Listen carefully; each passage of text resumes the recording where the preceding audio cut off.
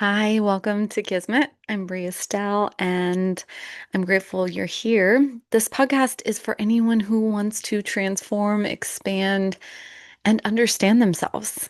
I will be weaving psychology, mysticism, and the embodiment of astrology, which is the first psychology. So, if you're seeking spiritual clarity, healing, and you want to embody wholeness, if you want to liberate yourself, you want to evolve, and you want to manifest a life that is fulfilling, then stick with me. Oh, okay. Today I'm going to talk about this upcoming new moon in Scorpio. And this is one of my favorite archetypes to talk about because Scorpio is all about the depth, the metamorphosis, the transformation. And I've gone through so many of these in my life. Each one has opened me up to this new level and layer of freedom and liberation. And I don't think there's anything else that a human truly wants on a foundational level than to be liberated. Because liberation is pure being and it is the experience of wholeness. And this is what my life is about, is liberation and experiencing the feeling of wholeness. Now, this new moon is an initiation point, and it is one that invokes a very powerful awakening. Now, many people think that they are awakened because they see things differently or because been given some new insight and some door has been opened for them to see a different way. But one of the key elements of awakening is first, seeing things differently, then a death. And that is a letting go of what you were clinging to now that you see things differently. And the third part of an awakening is a rebirth. And a rebirth involves a metamorphosis, a true change. And this isn't about pointing the finger at other people or making others right or wrong. A true rebirth and metamorphosis is an integration of what you have learned, what you've understood, and taken that into your body and made significant changes because of it. So, very often, people get to the first step and they see things differently, and that's wonderful. But then there pops in our shadow, and the shadow is very Scorpio. Scorpio is the shadow. And when our shadow sort of peaks up, it wants to keep us from going through the death and loss process. So many people are stuck in limbo and they are not fully awakening because of their shadow. And this shadow, this Scorpio energy, wants to protect us from the pain of feeling the surrender and the loss of whatever we're clinging to. The shadow wants us to be comfortable and to stay in what is known. So we get to stage one and we think we're different, but in reality, we're exactly the same. We just know something different.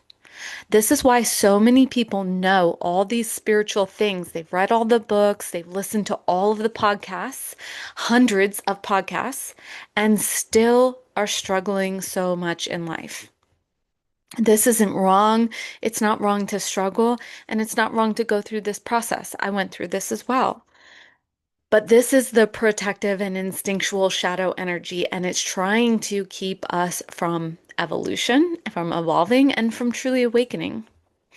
And I'm going to hopefully break this down a little bit today so that you can maybe look at these shadow parts, because that's what this new moon is inviting us to do, is to look at where are we, what are we saying to ourselves? What is our shadow? What are our beliefs? The shadow is very connected to our stories and our beliefs and what we're saying to ourselves at an unconscious level. Okay, so new moons, we want to think about what it is that we're wanting to cultivate and manifest in our lives. And manifestation is about creation. It's not wishing or wanting, right? It's actually committing to seeing something come into being. We manifest by planting seeds. We literally manifest fruit or vegetables by planting seeds.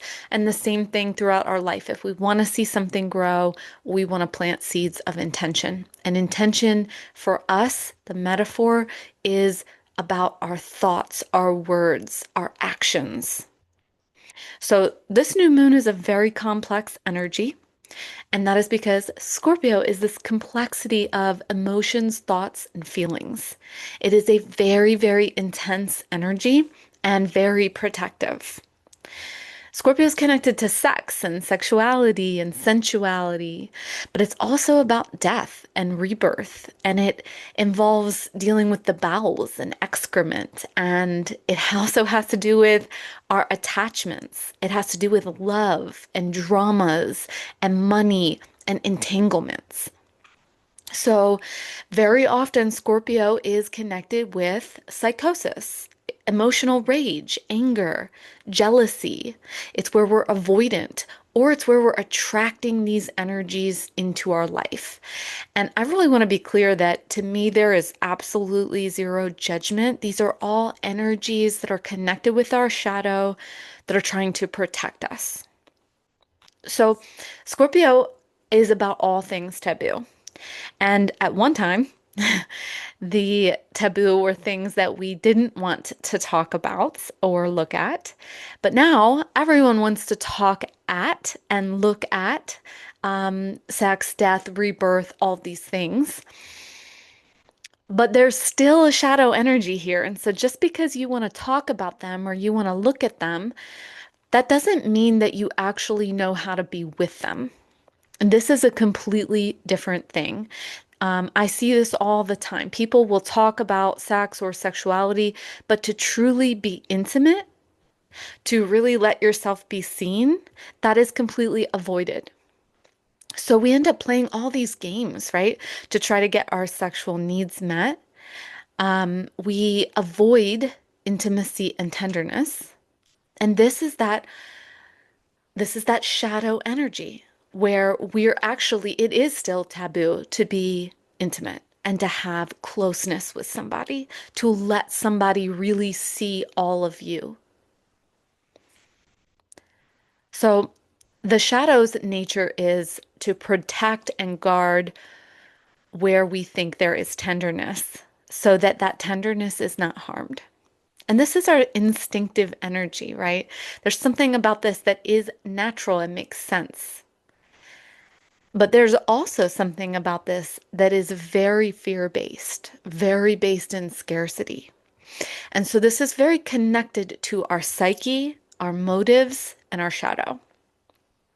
And these are all things that we really struggle to see. And this is because they are all symbolic of the scorpionic energy, which is that they are unseen. They are hidden realms.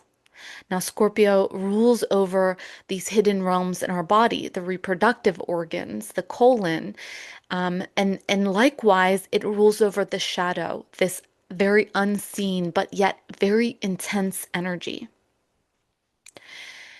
This would be all the things we are afraid for people to see or know about us, or that we are maybe even afraid to see or know about ourselves. This is also feelings we're afraid to feel. Feelings of grief, sadness, loss, separation, loneliness, hopelessness. These are feelings we push way down into this space of the reproductive organs, of our colon, our digestive tract, and we hold that fear down there and pretend it isn't there. And Scorpio is the energy that actually wants to teach us how to transform and transmute this energy and release it.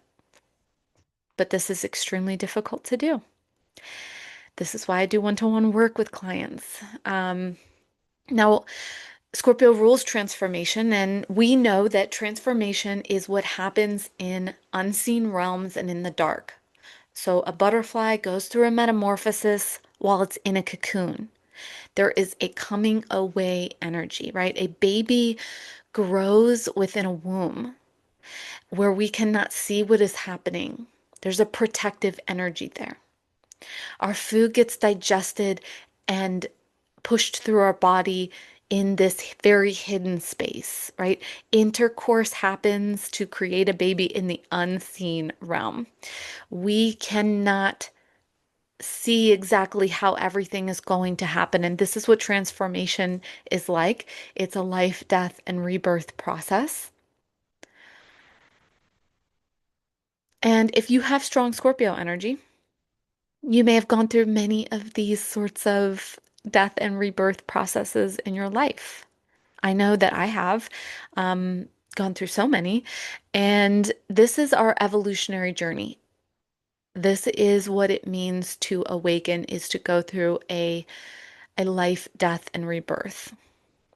Now, the part of the death process that we tend to avoid, again, the shadow wants to protect us from this death process, involves the descent into darkness and into our underworld, into feeling pain, into feeling grief, into feeling the difficult emotions, and into seeing the parts of ourselves that we think are bad or should be avoided or are not good or will be rejected.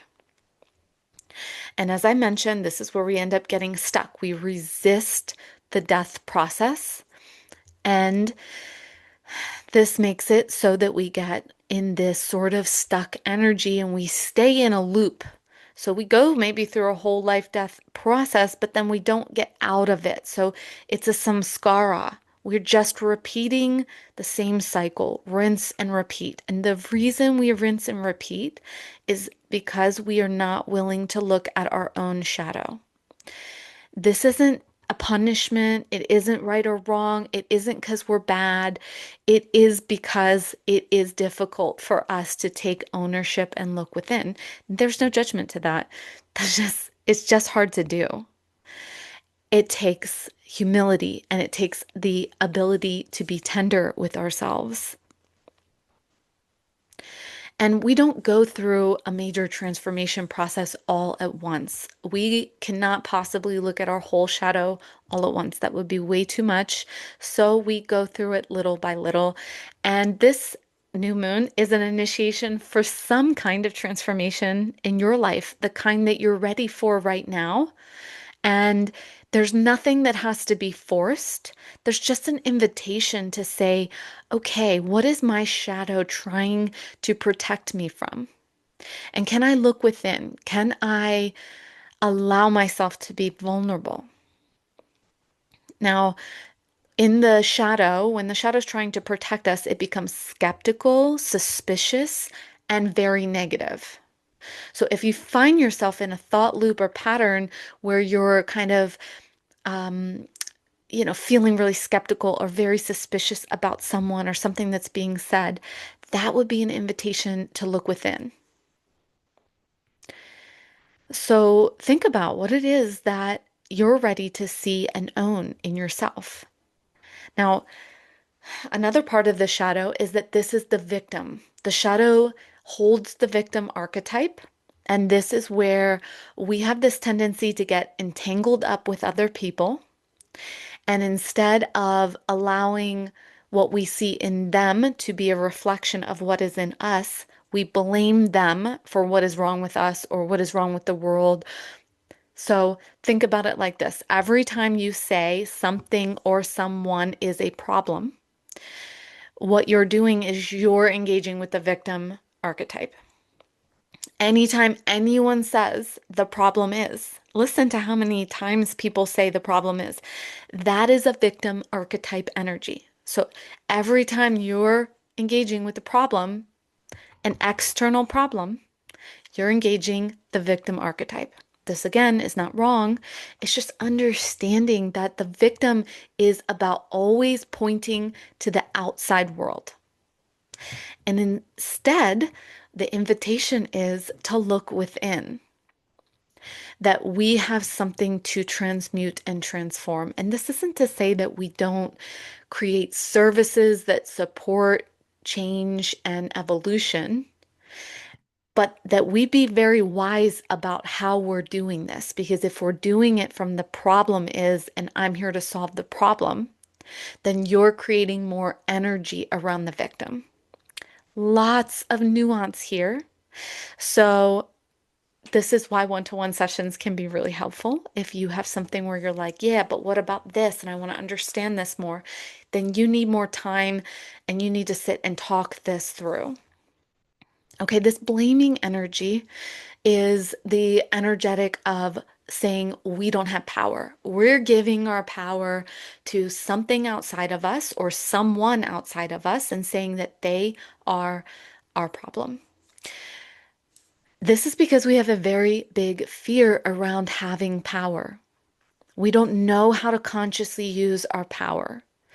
And this is what awakening is about. If we transform and awaken, if we truly transform and awaken, we're going to awaken to the reality that we don't have problems. And that doesn't mean that the world is perfect. It means that we have learned to become safe in an imperfect world. It means that we have become able to detach from needing the external world to be a certain way in order for us to be okay.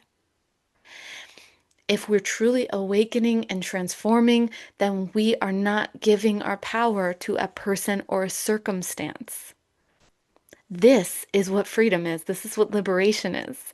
It's being able to move through the world from an inner knowing that we don't have to blame or shame or tell anyone else what's wrong with the world because we're able to be completely free to do what we're here to do.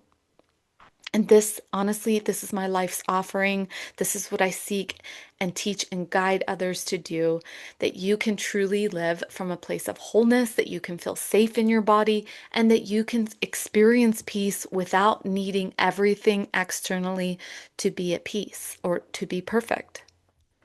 And this is the experience of Scorpio. This is what it means to teach yourself to go through a life and death and rebirth process. Now, what happens instead of going through the process, we end up holding that energy in our bodies. So, let me explain something here. Scorpio is the only zodiac sign that has multiple symbols, okay? The scorpion, the snake, the eagle, and the phoenix. The scorpion, that protective, sharp, sort of harsh energy of Scorpio. And then the snake is the vulnerable transformation. And then the eagle is the ability to now see from above, to see the shadow. And the phoenix is that rebirth. It's rising out of what we thought was our problem. But the snake is this interesting part to me right now because we're in the year of the snake and there's all this symbolism around unraveling and shedding and being very sensitive to, oh my gosh, I'm going to have to let this go, or I'm going to have to unravel this, or I'm going to have to change, and what's that going to mean? And this is a feeling of uncertainty, right? When a snake goes through shedding and unraveling, their skin becomes extra sensitive, and their vision actually becomes cloudy. So they become easily threatened, and their tendency is to need to hide away and to retreat. And this is also symbolic, actually, of the menstrual cycle.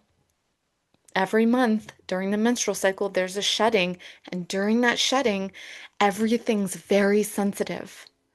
All the emotions that were pushed down into this space of the body are now interacting with the menstrual cycle, and there's something being released. And this process is about sort of pushing energy through the body so that it can be let out. Now, what ends up happening, as I was saying earlier, is that we, instead of letting grief, sadness, pain, or trauma move through the body, we actually end up holding it down in the loins. We hold it in these organs, in the belly. We hold it, we hold it, we hold it. And most of us have done this from a very young age. So instead of grieving and moving grief and pain through the body with sound, with words, with our voice, we cling to it. We push it down, and it becomes this pit of despair. It becomes a dark cloud. It becomes a swirling hurt that we refuse to look at. And this is our shadow. And that when we hold this down in the body, it blocks energy. So this is what most people are talking about when they say our chakras are blocked. It's not that our chakras are blocked, it's that we are holding stories, we're holding grief, we're holding pain, and we are holding it. It's not what happened to us, it's that we are holding it. We have not learned how to transform it, how to move it out of the body. The first thing we tend to do when we have pain or discomfort is to distract ourselves, to try to soothe it with some kind of dopamine, something to make the body feel better. Again, not wrong, but what that does is it keeps it down. It keeps it suppressed. It keeps it held and stuck in the body. And so here's the thing, all that energy that's stuck in the body is connected to a story. And your stories hold power. They hold intense power and energy. And it can feel very, very overwhelming to release that kind of energy out of the body.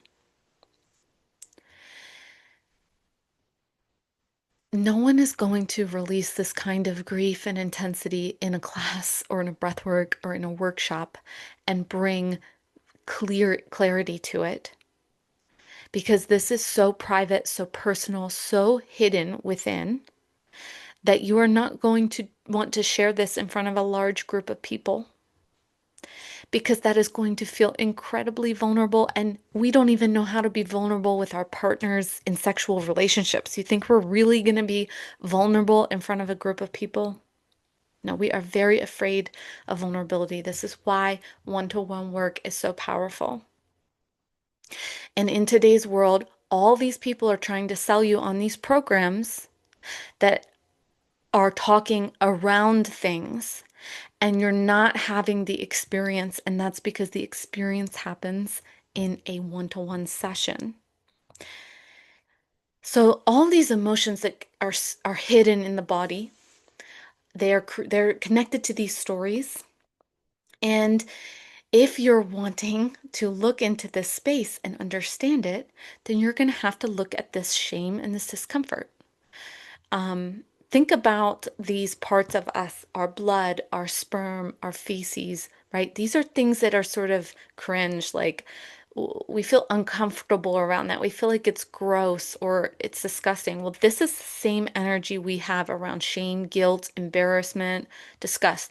So, what it's going to take to look at these parts of us is humility. And humility, by my definition, is not at all thinking lowly of yourself. Humility is actually being able to see the totality of yourself without judgment. Obviously, this takes a lot of work, a lot of intention.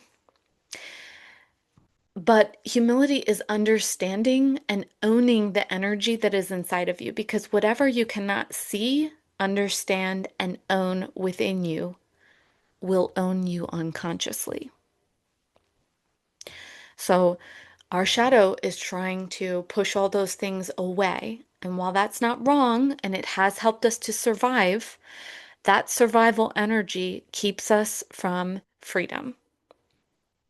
So if we want to gain that new eagle vision, that new perspective, if we want to understand and create a new paradigm, then we're going to have to connect to our power and to words and stories that have power.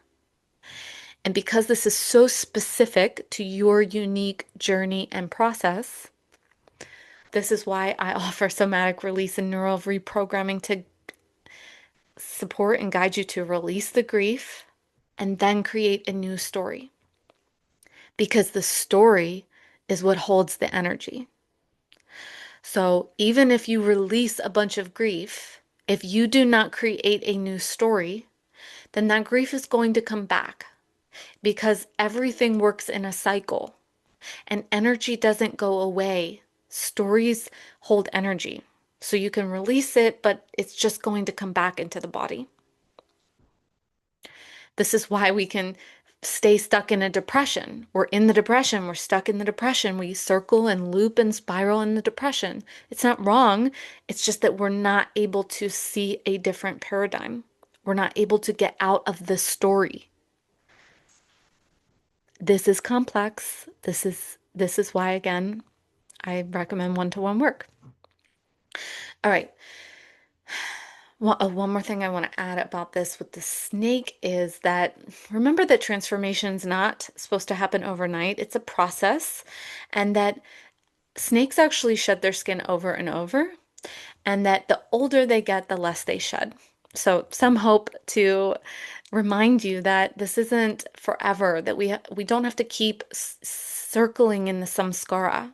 Now, some people will, and that's not wrong or bad, but we don't have to. Now, this new moon has a very powerful aspect, which is Uranus in retrograde in opposition to the sun and the moon, and Mercury conjunct the sun and the moon. So, very, very deep thoughts happening here. And there is an invitation to listen very closely. The soul speaks in a still small voice. And that still small voice is not pointing the finger at someone else. That's not the soul, that's the shadow. Now, the voice is not going to say, they're wrong, they don't get it, they were bad, if only they were different. The soul, the truth, is going to say things that get you to wake up. The soul is going to bring a little stinger into the heart that brings humility and not self-righteousness. The soul is going to lead you into things that bring freedom and not judgment. So Uranus is connected to this initiation, that we're sort of in an initiation energy, and it's a shocking kind of jolting initiation. It's like, get out of the comfort zone. It's like, you got to make this change now. And sometimes when we will not make the change, our spirit, our soul invites the change to come to us. So if something shocking or unexpected happens, this is your soul saying, I needed to change. And if you aren't going to make the choice, then I'll bring the choice to you. So think about the birth process, okay? The birth process is not sterile and pretty and perfect. It's messy, it's sticky, it's unknown, it's uncomfortable. Transformation is meant to be uncomfortable. Uncomfortable doesn't have to be horrible or painful. It just means we're not staying in what we know. So this is the time to ask yourself, what's ready to go through a transformation in my life? You probably already know because this is a pretty intense energy. Maybe you want to look at what house this falls into and what planets the sun and the moon interact with. And if you don't know and you want to look at your chart, I offer mini virtual sessions or spiritual guidance. We can talk about it. But this is going to be an initiation for the next 2.5 years. And for sure, your shadow is coming through. Your shadow wants to see something. Your shadow wants to go through an evolution. And Uranus in this opposition is asking you to free yourself, to liberate yourself from something, maybe someone, maybe some version of yourself, maybe some job, maybe some dynamic you've been stuck in. Whatever needs to be shed, this is the time. And again, this may not happen all at once. You may need to sit and reflect on this and try to figure out how you're going to go through this transformation. But whatever happens or whatever is happening, I just implore you to look within yourself. If something is coming towards you from the external world that feels like an attack or a drama, allow it to show you what it wants to liberate for you. Because when things happen and they feel like they're happening to us, It can feel really difficult. But I invite you to look at this as an initiation and an invitation to awaken out of some stuckness in your life. This is also about stepping towards an edge, moving towards something that is new and unknown, a frontier. Okay, all growth happens at the edges of life. This is where we're going to transform and push beyond the known. So if you're someone who's afraid of walking on the edge, okay, this is a shadow energy for you. This could be a challenging time. Definitely get support. I mean, edge walking is uncomfortable. We don't know what's going to happen. But with the Scorpio energy, it is an invitation to untether ourselves. So, whatever your safety net is, whatever you think is going to save you, it's time to say, okay, I actually don't need that. That's not going to save me. Whatever you're clinging to, Uranus says, release it, let it go.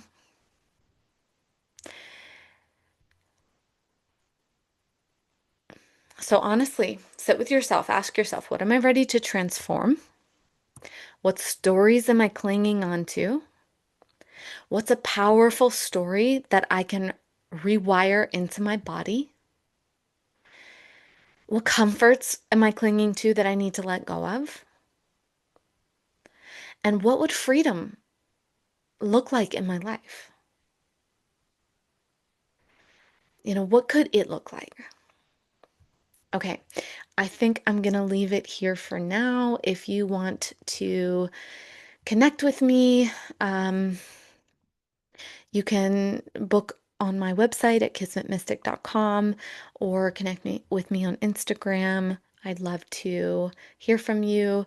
If you made it this far, hit the like button. I probably should have said that earlier, but I hope that you have an amazing, transformative new moon, and I'll see you soon.